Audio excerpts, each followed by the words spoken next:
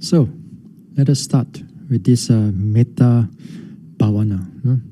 So today is the official day that we start this Mettā Bhavana, and it's all my retreats during in the non-virtual when the intensive retreat, everything we all start off with basic beginners understanding of the practice. Sorry, beginners, all this beginner stuff that we need to understand, because these are again the basic part that we cultivate it. As when we get better, then things will become more finer, then certain things will start to change. But in the meantime, you all got to bear up with me. Then we go through all the beginner stuff, because some of you also, I've seen that you have some metta meditation before. Well and good, that's perfect, But there are also many who are completely new to meditation, who have a zero practice of intensive meditation or any form of meditation. And a number of you here also have a background in Vipassana, and many of you background in Vipassana. So we're going to see later on how we're going to adjust everything here in this practice of metta, or cultivation of metta. For those who do not know, who are very new, usually we use the word metta in terms of loving kindness in English, or sometimes they translate as friendliness. But I think the friendliness is not very good. I think just loving kindness will do. And first, before even you start off with even how to walk and how to sit, we need to start off with the right state of mind. If you don't have the right state of mind, you meditate after 5 days, later punctured already. So you make sure you have the right state of mind, and then when we start off with the right state of mind, you make you registered for how many days, then you make sure that you stay for that how many days by starting off with the number of things, even before we do the walking and sitting. Now, firstly, in order for us to understand the whole concept and how this metta is related to the whole Noble Eightfold Path, to the whole practice and everything, firstly, let's look into the purpose, why we are here. Let us look into the purpose. Let me share the screen with you. Now, can you all see first? Can? Okay, good. Firstly, the purpose of metta here. There are two goals when we look at it. But for me, I teach this metta is for number one, not really for number two. No, but doesn't matter, because if you have number one, if you don't wish for the number two will come to you. But if you, in your world, in your day-to-day life, if you want to have number two only, without the number one, then you are missing out completely on the teachings of the Buddha. Anyway, let me explain this a little bit. Now here, the purpose of metta is that this is to support us, supporting the endeavor for the liberation, for the nibbana, for the ending of samsara. The metta itself does not give you the ending of samsara, but the metta, it really supports you in terms of it clears away your hindrances, it clears away especially your anger, your hatred, your ill will. Then when it clears that, then when the wisdom arises from the vipassana, and therefore when it arises, those vipassana will help you, it smoothen the way so that you can able to reach the goal. And also, Mettā is one of the 4 guardian meditation of vipassana. One is Mettā, the other one is the Buddhanusati. And then Buddhanusati is the reflection on the virtues of the Buddha, the 9 virtues of the Buddha. And then you have the 32 parts of the body. And then you have the contemplation on death. That is also very interesting. Because at the, just now earlier on when we do the guided Mettā, then also in other times, when I was when we are teaching also, we also do guided death, contemplation on death, guided this and that, 32 parts of the body, and so on. So here, the whole purpose of Mettā is to support our endeavor for liberation, and then with that cultivation of Mettā, whether, as I said earlier on, where you don't have that worldly goal also, it will come to you, because the nature of the Mettā is to give you that comfort, to give you that joy, to give you that happiness. And that peacefulness, joy, comfort in this very life, we need those things in order for the mind to able to go into a deeper concentration. Without this joy, without this peacefulness or happiness, then it's going to be very difficult. So the Mettā is kind of like, it helps to smoothen out your path or your road for you. It smoothen out the pathway with this joy, with this peacefulness, with this happiness. So this is the first thing I make myself clear. For then when I teach meditation, it's always for the noble goal. It's not really for just happiness in the everyday life only. But the problem with lay people is that you want the number 2 rather than the number 1. You want the joy here and now, noble goal, nibbana slowly can wait. You don't want those things. You want the peacefulness, comfort, happy, being friendly, being kind, and the family is happy, the family and your office worker happy. Now I radiate the Mettā, then I go to office, people are happy with me. Then okay, enough already. That is all worldly goals. This is all worldly goals. And a lot of you, when they discuss about Mettā, especially for lay people, you love the number 2 rather than number 1. But I have to change completely your mind here, that when I teach, when you come to me, it's always for the first one, not really for the second one. But nevertheless, the second one also, it will come, and we're going to discuss about it also as the day progresses. Because as I said, you need that comfort, you need that joy in this very life, not for the next, in this very life itself, that is going to be very helpful for your liberation. So this first thing is your right view and your right intention already. If you don't start off with the right view and right intention, then you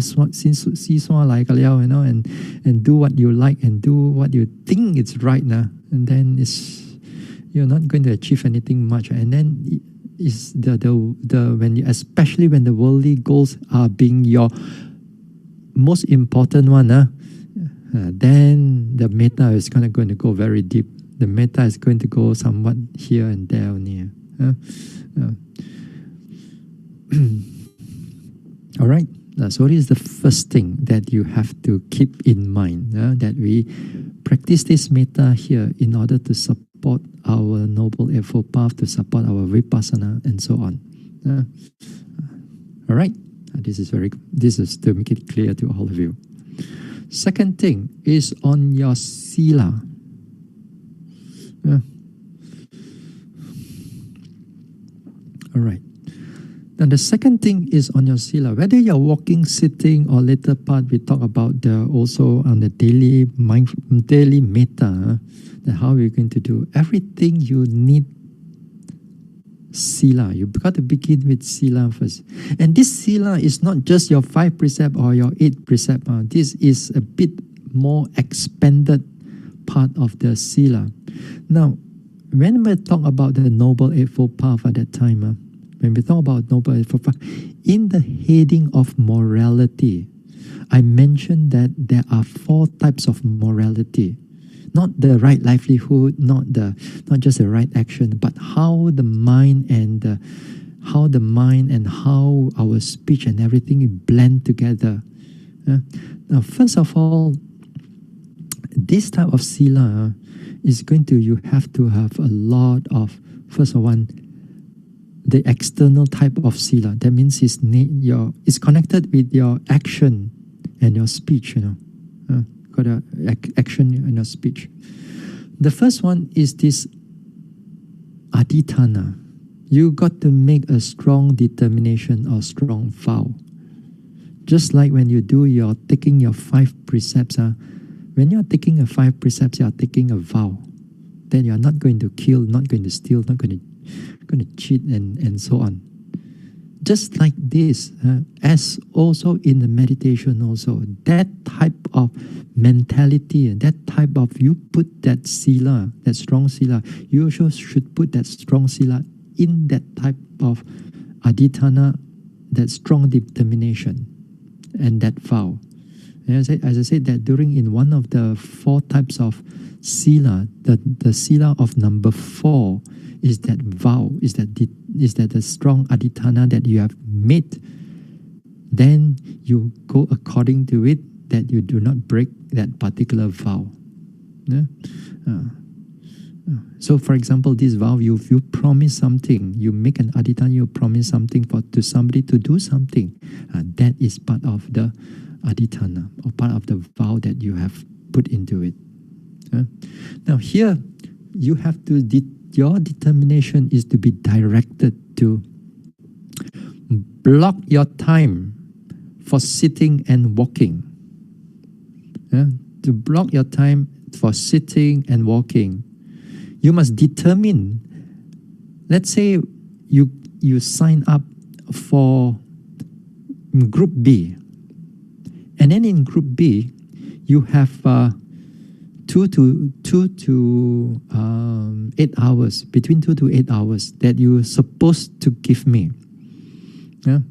And then during this time, you block your time of your daily schedule, of your daily life, and then you determine, okay, morning, let's say I want to do 1 hour in the morning before I go to office, or you still go to office, or before you start your office work at home. Since you may not able to go to office, but you still have a lot of things to do. All your daily duties and responsibility. Perhaps you need to go to market and shopping, and to shop this and that for your daily use. Or you got some business going on, and so on. And I said that you can do those things. You can do those things. But then for the coming 10 days, you make sure that you already blocked your time. Okay, morning, let's say I want to do 1 hour of sitting. Fine, good, you do some sitting. And then in the evening, I think in the evening I have more time to do my walking and sitting. Good. Then again, you determine what are the time that you want to do it. And you set it up the daily schedule for yourself. Then when you put it into that, some of you may want to write it down. Well and good, write it down if you wish to. If you don't want to write it down, but you keep in mind that this time you're going to block your time, and then you have no other responsibility for you to do. You cannot like suka-suka, you go here at your time. Suka-suka, you do other thing, as you like. No. This is, some people ask me, Bante, do you got daily schedule or not? I mean, how to give you a daily schedule when all of you are totally different right now? When we are in the retreat center, that is a different thing because you got nothing else to do except meditate. Here in at home is very different for each and every one of you. Now, if you're a beginner, totally a beginner, I suggest you to put a daily schedule. You write up a daily schedule. This time you want to do it for this, then another time you want to do for your work. You want to do, you want to deal with your children and so on, and husband or wife and your business. And then after that, you must have again what you want to do later part in the evening and so on. So you may, in that, like for example, 4 hours you want to do, you can break it like 1 hour or 3 hours. But my recommendation for you is that it will be better to do it in a stretch. Like if you have a 4 hours, it will be better if you have that 4 hours, if you can find it now, If you just only got 2 hours per day, then try to make it at 2 hours. If you break 1 hour in the morning, 1 hour in the evening, then sometimes it may not work so well. 2 hours, you need, like for example, when you need to boil water, you need to put it there longer. If you turn on a little bit, turn off, turn on a little bit, turn off, turn on there, turn off, tak boleh lah, like that. So you need a longer time. So if you can, again, as I said, there are many of you are going to be very different. So in the group A1, I expect you to have 8 hours or more. The more, the better. Because, well, if you have those time and you don't have to work, you don't have to meditate at home, then well and good. Then go ahead. All right. This is the first thing. You got to make a very strong determination. Don't let anything and kacau you and disturb you when you already block your time for that sitting and walking. Okay. Number 2, you got to restrain all your senses. This one is when you are number 2. It's going to be difficult for a lot of you. Your phone and your computer and your TV and whatnot is going to be very difficult sometimes even to let go. But again, here it's a lot. You have to make a lot of awareness. This one again, in coming to the restraint part, is also another part of morality. When the Buddha said, when this type of morality is the morality of the senses. You got the senses. So you got the senses of what? Got the senses of all your phone and computer. These are the things that give rise to what? Sensual desires. It gives rise to all the sensual desires this one. So your phone, your computer, you put this everything aside. Either you off it, you put it in airplane mode, you put it far, far away from you. Don't try to meditate and put your phone beside you. Oh, I want to use it as my alarm clock. Yeah lah, you first or second time you use it alarm clock lah. Later on, after a few times you sit every ring comes in, whatever thing come in, you want to see, you want to look at your message, you the desire, the gyan, the determination, just to see, just to see who sent you that message. So that one you got to put it aside. I cannot be there. But if you are in the retreat, usually we will remind you again and again. And some places, they even take away your phone for the duration that you are there. Let's say 2 weeks, they take away your phone for 2 weeks. 3 weeks, same. Until you go back, they give you back your phone, your computer, everything to you. Now, here again, during this time when you are meditating, that time when you block your time already, make sure that all your household duties, office duties, responsibility, you put it all aside. You restrain yourself from doing it. Because perhaps, for example, you may do some walking meditation. in your garden, let's say, in your walk. Then after that, you saw your flower. Yeah, my flower, my plant are not enough water. Then bakey, if you forgot already, you're going to take water and then you're going to pour into them. Then after that, you want to continue again. Cannot. Those things you cannot do like that. You see something, you walk, and then your eyes are open, and you saw that, the place is a little bit dirty. Let me sweep first before. No, now you walk halfway already, you don't do that. Before you want to walk, you want to sweep first. Okay, everything right already, then you start. Once you start, you don't go and disturb yourself already. And also here, because you are at home, sometimes you don't want to disturb yourself, but others may disturb you. You walk. Then after that, your granddaughter comes. Amma, Pawpaw, what are you doing? Walk so slow. If you have all these type of things at home, you got to, somehow or another, you got to tell them to put everything aside. You ask them not to disturb you during this time. Yeah? So you got to convey these things to them so that you don't fall into their trappings and all that. So you got to ignore them for a while you are doing this meditation. This is a very strong temptation when you are at home meditating. Even right now in Peace House also, I hardly able to, not to say cannot, but not easy for me to meditate because there are so many things here and there. When I go other places, everything is not mine. Then it's easy to meditate. Here at home, everything is yours. The people you love is yours. The sofa is yours. The TV is yours. The computer is yours. Your phone is yours. Everything is yours.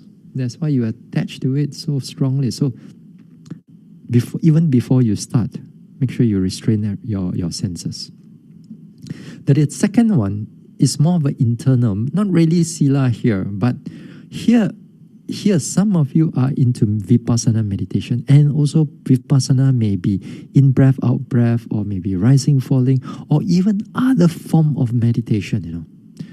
Now here the first thing is that you must tell yourself you must resist from going into this vipassana. You must, again, your adhitthana, you got to put it as up already, because when you start meditating, when you start to slow down in your walking, or when you start to have more calm in the sitting, then that time your vipassana or your main object will start coming in already.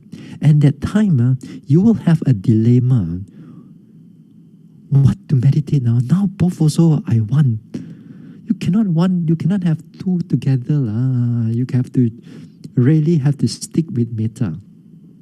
And you put, as I said, you have to put your Mettā, you have to put your vipassana or other form of meditation aside first.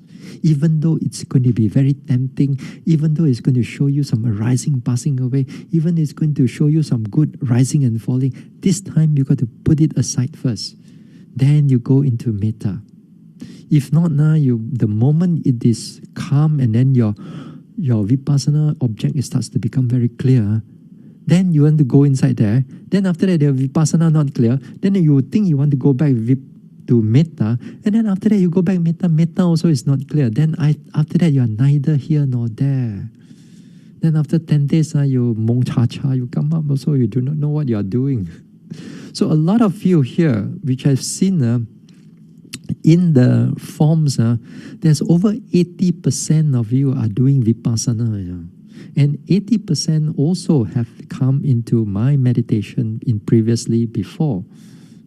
So there will be some strong urge for you to go into vipassana. That time you got to hold it back. Now here again, other mental phenomena such as lights and joy and so on, that also you try to resist them. You stay with your Mettā. Okay, you stay with your Mettā and you make sure that you don't. This one we will discuss in other talks a bit more detailed.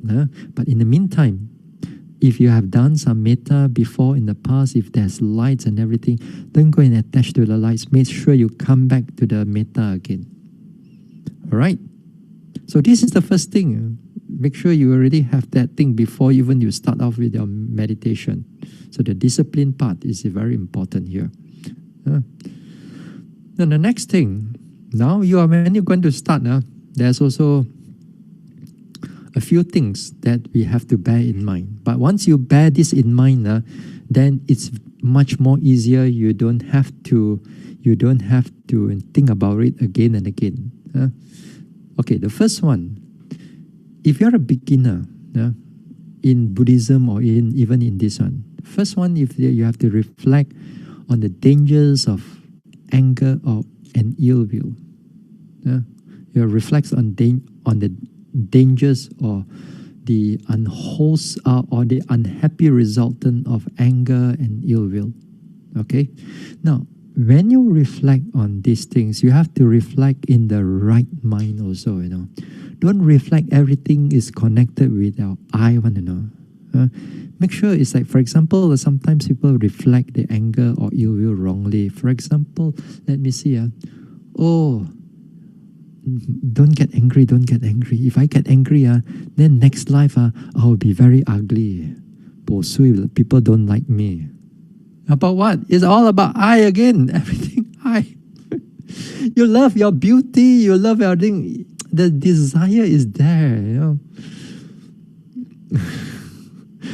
Then you reflect on this ill will and then you think about it. It is true that you will be ugly if you have anger, but the thing is that you are not looking at it from the point of cause and effect, but the cause and effect, and you turn it into yourself, and turn it into I, that I am will be ugly, that I am will be disliked by other people, I am will be this and that. Very much about you. Some people, again, when they reflect on, for example, dana, if I don't do dana, next time I will be not wealthy, it's going to be difficult, everything again, I. Yeah, most of people is that. Whether is it actually wrong?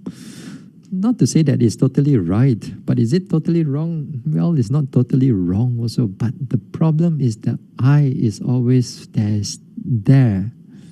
So when you reflect the anger, you reflect in such a way that anger and ill will, this is not wholesome mental state. When they're not in a wholesome mental state, it will give rise to unhappy resultant, whether in this life or in the future lives. In the future lives, those who have anger will reborn in the woeful planes of existence. Those with anger, there will be ugliness. Those with anger, there will be, short life, perhaps because they may they still cheat due to anger. So you reflect something like that. And again, I'm not going to go into detail because we're going to look into anger a little bit more, perhaps in the other talks. Then again, you have to reflect on the benefit of patience, or the benefits of patience, not one. The benefits of patience, of forbearance. It says that forbearance is next to nibbana, for example. So this forbearance, this patience, again, you have to reflect in the sense that you will go through difficulty in all forms of our everyday life. And also when it comes into meditation, there will be a lot of difficulty. There's not going to, just because you think that is Mettā, everything sun, everything smoothly, jalan already, is it? No. There will be hindrances coming in. There will be temptation coming in. The 5 hindrances is waiting around the corner, just waiting for you to sit and walk. They will start popping up already. So you got to be patient. We'll teach you how to overcome those things also. Now, again, in the beginning, number 2, in the beginning, I put that in the beginning. That means if you are a beginner or you are beginning in doing the Mettā, then there are 5 people you should not cultivate upon. But when you are much more accomplished Mettā practitioner, and when you are more accomplished Mettā practitioner, we encompass everyone, every being, whether they are hostile to you, whether they are love to you, and so on, Finally, metta is to encompass everyone. But if you are in the beginning, you don't play with this yet. This because our mind is not softened yet. Our mind is not softened yet. So we need certain degree of avoidance in order for the metta to arise. Can you all hear me? Is it clear enough? Yeah, some people cannot hear. Okay. Now, the next thing, what is a dearly loved person? The dearly loved person, it means that the people around you, your loved ones, your husband, your wife, your children, your chuchu, your granddaughter, your grandson, these are all your loved ones. Starting, you don't use them for your object of your meditation. So don't start off with them. Yeah? Don't start off with them. Later, this one later. Now, some at one time, at least I heard, whether it's true or not, the husband or the wife started to radiate metta to, the wife maybe radiate the metta to the husband, and then radiate, and then it begin to turn from metta, turn to sensual desire, then after that they end up in the bed together. Then cannot. This is not metta anymore. So so you don't go with your loved ones yet. So the first thing, you don't do that. Second one, the antipathetic person. Someone you have strong aversion to. That means people that you dislike, you have strong aversion to. That you hate and so on. This your enemy and so on, you put them all aside first. You put them aside. Because now sometimes you think of them only, you get very angry. Perhaps all of you are staying at home. Maybe you don't like your neighbor. So don't think of your neighbor yet. So something like that. So you have a strong aversion to it. You don't start off with those things yet. Maybe people in the office or anybody you don't like, you put it all aside first. Neutral person. Neutral person is people that you do not know, like people on the street.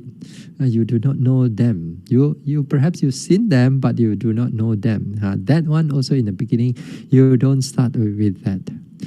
In the beginning, again, you don't start with the hostile people or hostile person or persons.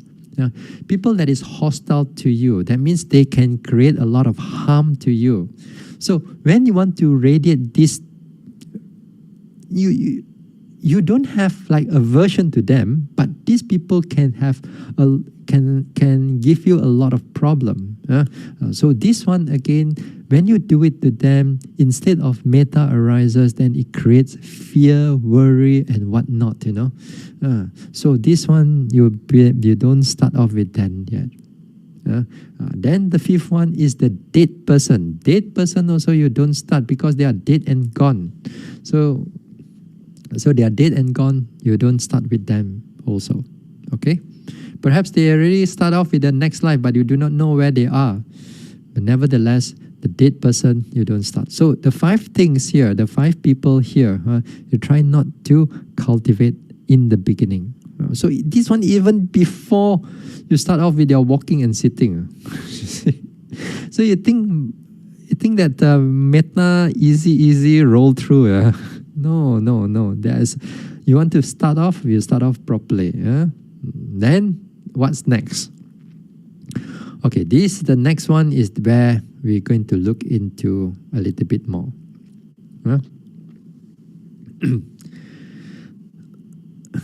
Now, there'll be in the coming talks. As I said, tomorrow I also need you all to come in again at 8:45. Only for tomorrow, for Tuesday and then Wednesday. Because as I said, the beginning part, I need to cover the basic aspect in order for you to get started with the meditation. So here, we're going to have walking, sitting, and daily activities. In all the walking, sitting, and daily activities, then there will be like we need to use certain words in order to arouse that mettā. Mettā here, to arouse this mettā, is to give you a feeling that mettā is like when you truly wish somebody well. For example, nowadays we don't have much mettā. Even when we say good morning to somebody, do we truly mean it or not? Or just lip service only? Only chui kong song only lip service only. But we don't truly mean the person that we wish them. But if you truly mean you wish them a good morning, or you wish them sometimes in the Buddhist, sometimes in the Buddhist circle, we wish them may you be well and happy. Now again here, are you providing a lip service, or do you truly mean it? Then when you truly mean it, that may you be happy, you kind of like very altruistic that you wish the person to be happy, not just say only. So mettā, it needs that kind of heart, that the heart that it can be generated. Not only can that heart can be generated, it can be prolonged for a period of time. Just like mindfulness, you can prolong it for a period of time. And not only that, it can be strengthened for a period of time that you can go into a deeper and deeper concentration. So we want you to bring that mettā up. We want to give rise to that mettā. Truly, that you can able to feel it from the heart that's coming out. So, how do we arouse this mettā? Now, in the text, let us begin with this simple text first. Although some of you may not like the words, but nevertheless, let us start off with this first. Now, a lot of you may know the mettā chanting, right? Ahang averohomi, and so on.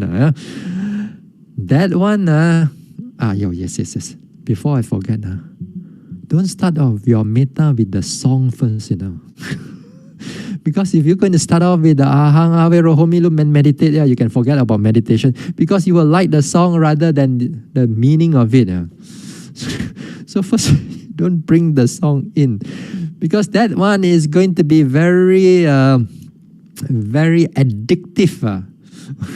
Bailia one again, keep on going, rolling one. So try, if you can. Although here we're going to discuss a bit on the Pali version, but when you are doing it, it will be better if you use the normal words that you use, the normal language that you use. If, let's say you are Indonesian, you want to use the Indonesian language, perfectly all right. If you are Chinese educated, if you want to use Mandarin, then use Mandarin, perfectly all right. If you feel comfortable with Hokkien, then Hokkien, okay. Whatever language that you feel, it's okay that you can able to bring the mettā, to arise that mettā. Okay? Now, when you have that idea, then we use certain words to arouse that mettā. And we start off with ahang averohomi. Homi here means, when you see me, mi, means in Pali, it's also like in English, is I also, me also. Ahang avero. Avera here, the word avera here is without hostile action or without revenge. Vera is hostile action, revenge, or things like that. So without harm or without danger that will befall on myself. So I wish myself that I will not have all this harm and danger. You truly wish yourself, like for example, that you are another person and you're looking at yourself and you wish yourself, oh, may I be free from that harm and danger. Some of us may not able to use the word enmity. Because last time I thought enmity is full of enemies, which in a way in a way, but it's not that. It's more like harm, give you that harm, give you that danger. So enmity is more like harm and danger in that sense. Sometimes the word itself may not be so familiar with us. So if it's not familiar with you, then you drop that particular word. You use the words that is meaningful to you. That's meaningful to you. Good meaning have a deeper meaning to you. Abhyapajohomi.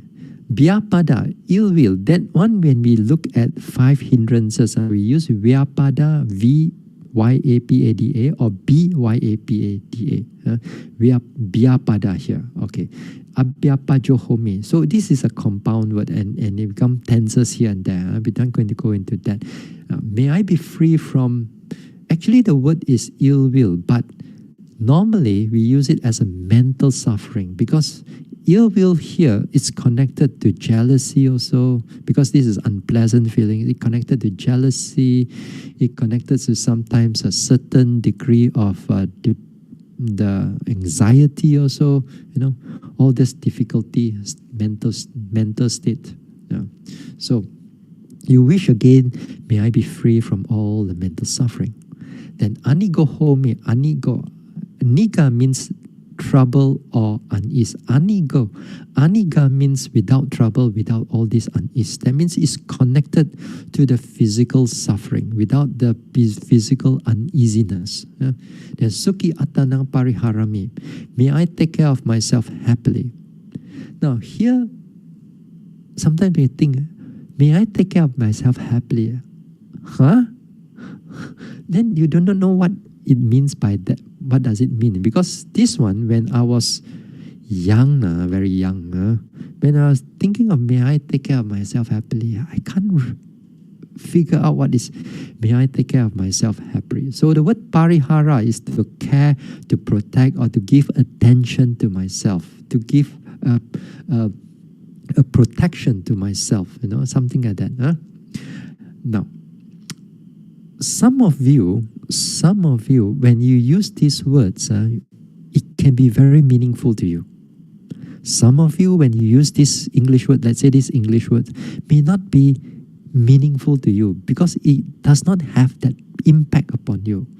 Now, some of you, perhaps the Pali word, because you understand the Pali word, you understand their meaning, and then you use those Pali word, and the Pali word is meaningful to you, then perfectly all right.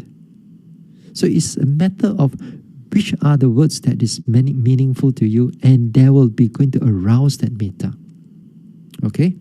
Now, for me, for example, so before we go on to the next one, sometimes, then after that, like from may I, then you start off sorry. For example, like when I use this, I use may I be free from harm and danger. Okay, may I be free from. To me, that is powerful. It is meaningful to me. But does the word harm and danger meaningful to you or not?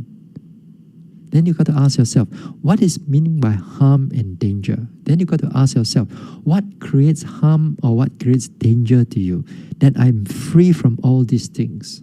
Then if it's impactful to you, then it would be good to use that as a part of your lines. Then may I be free from mental suffering. Again here, what is mental suffering? Then mental suffering here, perhaps people go through like, to me that the suffering here like anxiety, restless mind, or hatred, or even sensual desire, this type of mind. Even like some people go through a mental depression, what else? Many things. So all these things that this mental suffering, it means something to me. It really means something. That's why I use the word, may I be free from all mental suffering, because it's meaningful to me. Then may I be free from all physical suffering. What do you mean by physical suffering? Then is the pain, the aches, the illness of the body that we go through. Then if this one is easier for us to understand.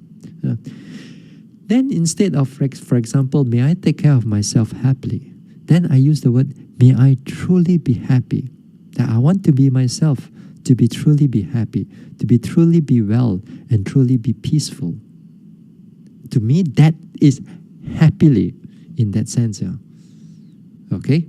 This is happily. Now, for the beginner, if you are a beginner, I will wish that you start off with some of the words that I've given you first. Then, later part, when you are more better in the development, then you can slowly change into a somewhat different, but it can still bring metta to you. Yeah? But in the beginning first, let us do with these words first. Instead of may I first. So every time you start off with sitting or walking, you start off with yourself first. Myself first. Myself first. Then after that, when you start off with your myself already, then after that you want to start off with the person or a group of person. Now a person, if the next person, it will be good that you radiate to somebody that you have certain degree of respect or veneration. Perhaps there might be a mentor to you, perhaps there might be a guide to you, perhaps you have a gratitude to him or to her, perhaps he has taught you or she has taught you, perhaps she's a monk or a nun, or maybe a lay person, that you have good connection and you good respect to them. So you spread that metta. May you be free from all kinds of harm and danger. And you truly wish the person. And you truly mean it. Then after that, after when you start off with that, then you'll be good that slowly you expand a little bit more. From oneself to somebody that you have veneration or respect. And then slowly you go into the people around generally, people around, beings around that whether they are there or not there, instead of fearing them, then this time spread some love to them, spread some, may you be free from all kinds of harm and danger. Yeah? That would be better. So when you do that, may I be free from harm and danger, and slowly from yourself, you go to the person that you have veneration, then slowly you go to the people around you, and then you slowly go into a bigger circle some more. For example, like just now earlier on we did the go to the country, and then after that the people, beings all over the world, and then after that finally to all beings in the whole universe and all the beings in all the existence. For example, let's say may all beings in this world be free from all kinds of harm and danger. So how do you feel the beings? All you need to do is, for me, like for example, when I do it, I kind of like learn to expand, like a bubble, like slowly expand it further and further, reaching out to whether it's up, down, left, right, everywhere. Now you could that the metta is like being able to touch every being, whether it's animal, humans, seen or unseen beings, whichever they are, that it can be touched by this metta in this world. Then you feel it. You feel this metta. So you start off with this, may I. Then after that, you start off with the people that you respect. Then you start off with the people that you have nearby to you. Then towards the country. Then towards the the whole country, the whole world, and then finally you to reach out to the whole universe. You repeat this again and again. A lot of times I tell you, you can't even finish also because your hindrances will come. But nevertheless, you try. You try. Yeah? Now, sometimes some people would like to use instead of may I, like for example, may I be free from harm and danger. They don't want the harm and danger feel not so nice for them. So they say, may I be safe. So yeah, you are safe because you are safe from harm and danger. So they say, may I be safe. Then you wish yourself to be safe from harm and danger. But they like the word safe better than harm and danger. If you find that this word safe is good for you, then well and good. Now, then here, may I be free from all mental suffering. They don't like the word suffering maybe, but may I be happy. Then the happy is the happiness of the mind. So may I be happy. May I be free from all physical suffering. But they don't want to use the word physical suffering. They want to use the word, may I be healthy. Then healthy also can. Then may I be peaceful. You don't want to use, may I be truly be happy. So you can, may I be well and may I be peaceful. Sometimes, normally when we use it generally, you say, may you be well, may you be happy, may you be well, something like that. No? May you be well and happy, something like that. Usually when we do that normally when we everyday life. But this time, when you want to do it as a meditation, make sure that your words are meaningful to you and you are sincere in radiating your words. You're sincere in radiating your words. Okay? Now, we're going to come back to this just for a short while. Now, I want to touch upon a little bit on the walking and sitting. It's not big in the walking and sitting meditation. It's not big. Now, in the walking meditation, in Mettā walking meditation, then it will be good now. You divide it into two parts. One is the mindfulness part and one is the Mettā part. Because every form of meditation that you are doing in Vipassana, you better have mindfulness. Or every form of meditation that you want to do, whether it's worldly meditation or non-Buddhist meditation, make sure you have mindfulness. If you don't have mindfulness, this is the first sign that you are going to go mad. Sometimes people meditate until those type of things, This is exactly why. Because the first thing, the mindfulness is not there. So you better have mindfulness first before you arouse any form of Mettā. Because the Mettā does not come if the mindfulness is not strong. So how are you going to do this mindfulness? This mindfulness, again, this is not Vipassana. This is just basic mindfulness. At least a continuous basic mindfulness, not a Vipassana type of mindfulness. You're going to look into lifting, pushing, dropping, hard, soft, changing, and so on. You are not going to go into that. In this mindfulness in the walking meditation, it's more like you keep your mind in the present. You keep your mind in the present. Now, in this walking meditation, it's going to be, some of you, it's going to be difficult to walk at home because your house may not, or your apartment, your condo may not be that big. Some people want maybe a much more bigger. So, if you can find a path or a lane, a path in your house, whether it's inside your house or outside in your garden, if you have a garden, then if you can find that, then you determine that length. Usually 15 steps will be good. If your house got 15 steps, 15 steps of length will be good. If cannot, do as much as you can. All right, do as much, maybe 7 steps, 8 steps, pun sapu lah, take also lah, You cannot get, if you have more, then it will be good.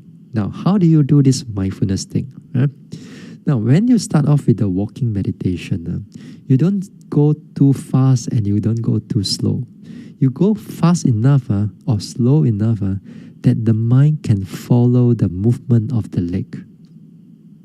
Okay, that can follow the movement of the leg. Just like right step, left step, right step, left step, right step. And sometimes you can able to label it as just right step, left step, right step, left step.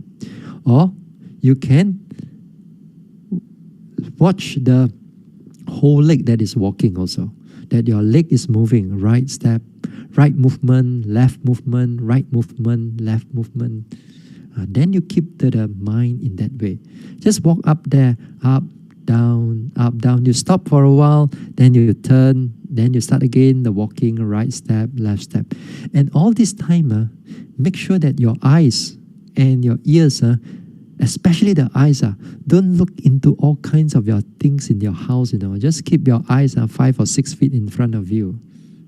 Keep the eyes 5, 6 feet in front of you. 1 or 2 meters in front of 2 meters in front of you. That will be good if you keep that. So you do this walking meditation first. Don't worry about Mettā. Keep that mindfulness first. Then what do?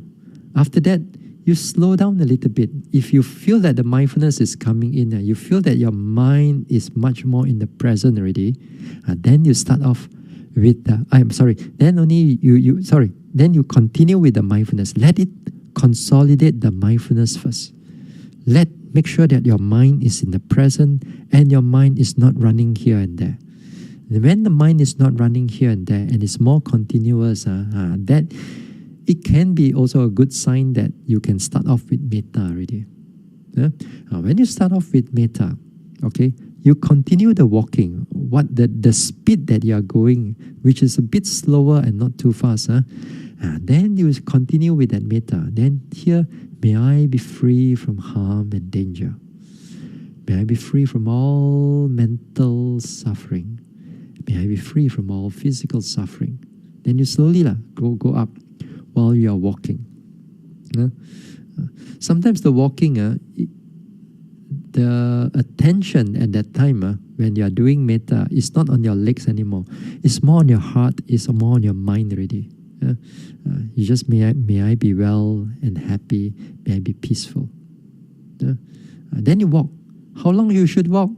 It will be good. It will be good that first you just start off with maybe 50 minutes or 1 hour, if you can. Maybe some of you are beginners, maybe 45 minutes. But those who have done meditation before, keep it to 50 minutes to 1 hour when you want to do this meditation, walking first. Because I want you to gather up that mindfulness first. Now, if you find that the Mettā cannot work, then go back to mindfulness again.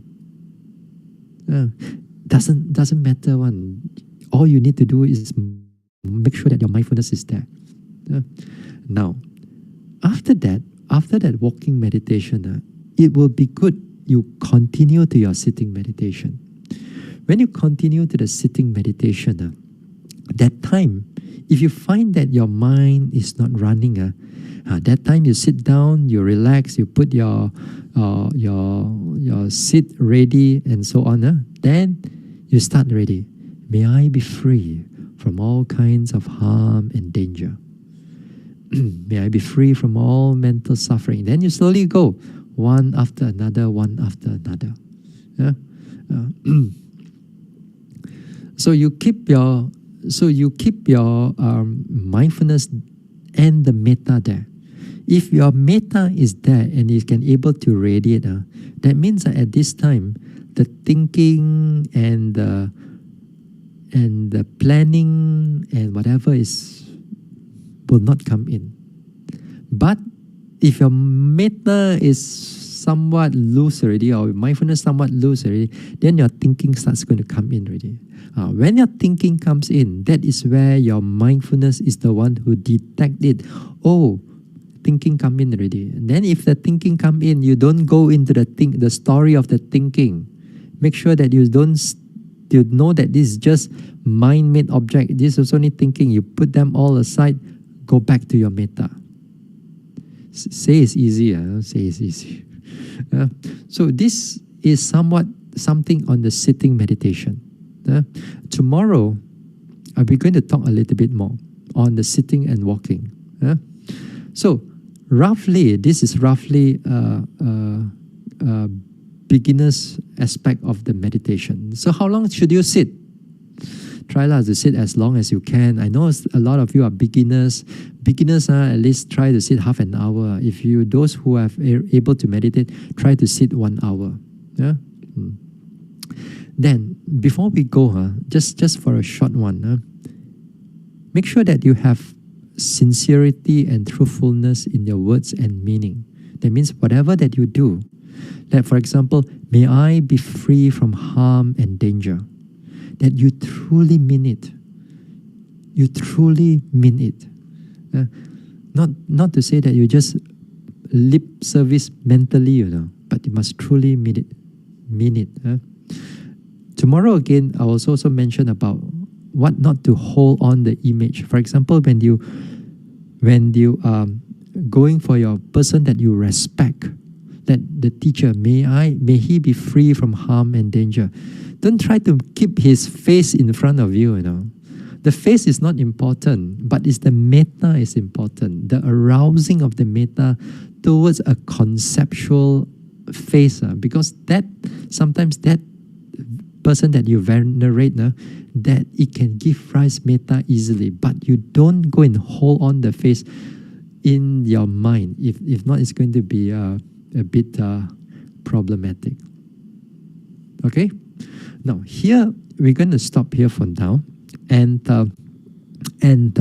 tomorrow at the same time, 8:45 p.m. Malaysian time, you come in again, then we'll start off with a little bit more on the sitting and walking. Now, let's see what's in the chat right now. Okay. Lim Ga Hong, Lim Suk Ching, okay. Bante, eyes on the floor? Yes, the eyes must be on the floor when you are doing walking.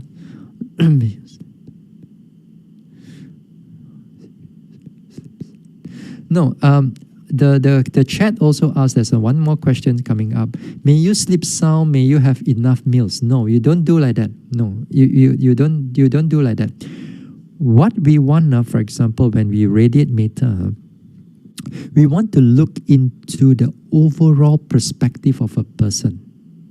For example, if you do like, oh, now a lot of people are suffering in COVID, may all of them be free from harm, be free from danger, free from all this COVID. If you do like that, your mind is turning into compassion already.